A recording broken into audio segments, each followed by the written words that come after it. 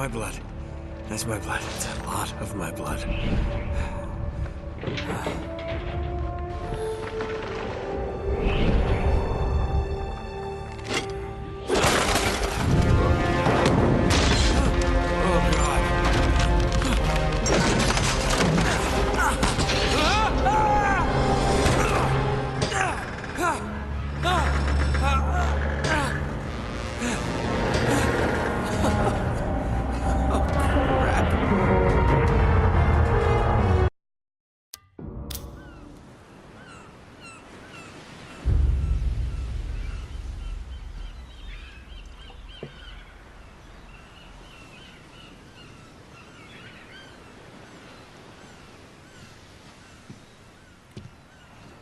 Buy me a drink, sailor.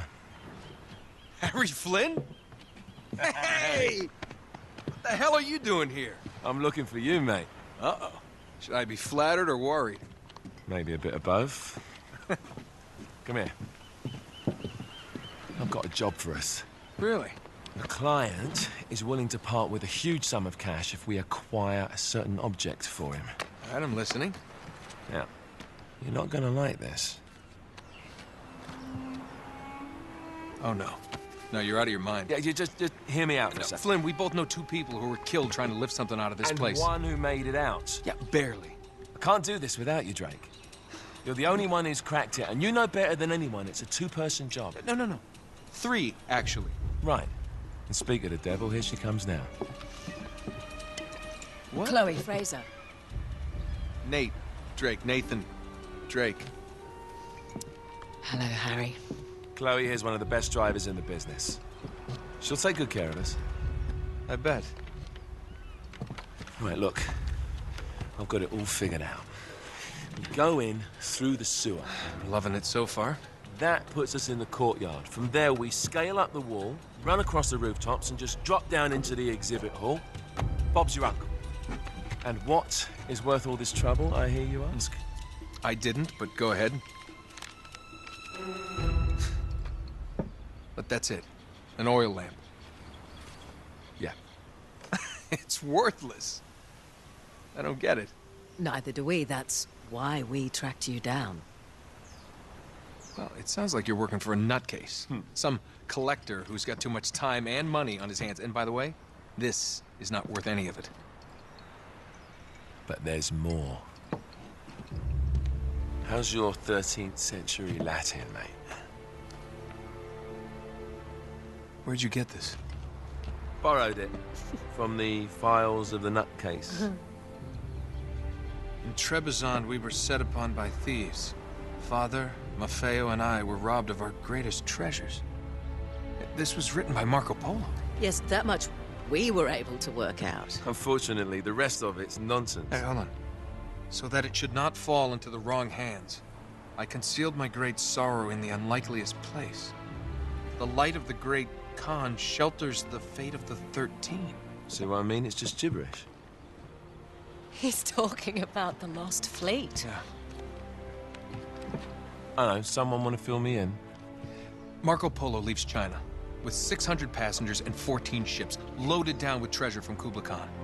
And he lands in Persia a year and a half later with only one ship left and only 18 passengers. Now, he recorded every detail of his journey, but he never told what happened to all those ships and the passengers.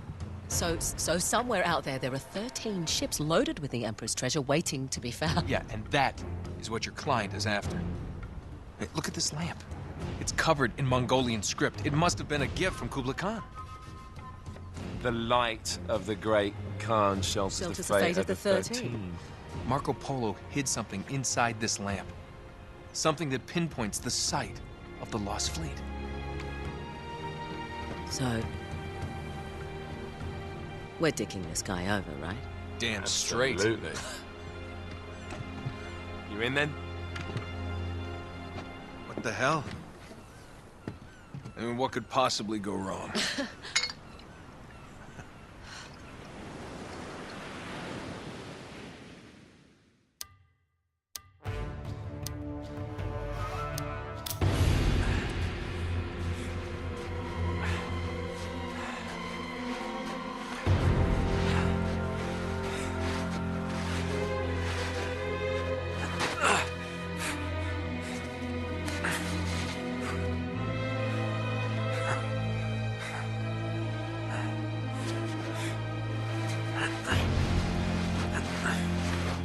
You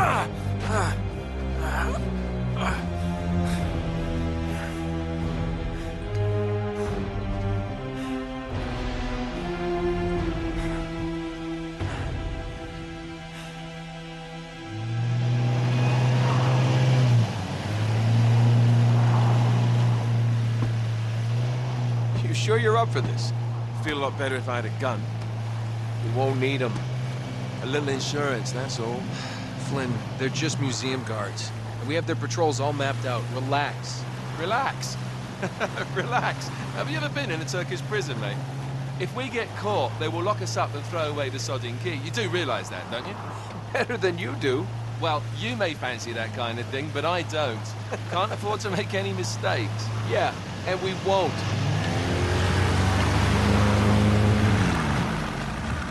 We're here.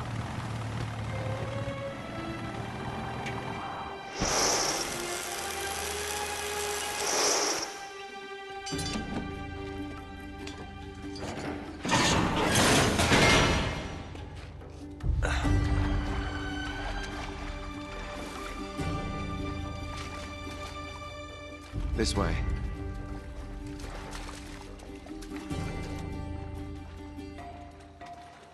So what do we do if they switch the patrols? Figure it out as we go. We cannot fumble our way through this. I don't fumble, I improvise. Oh, is that what you call it? Yeah, I'm, adaptable. Adaptable. You cocky bastard.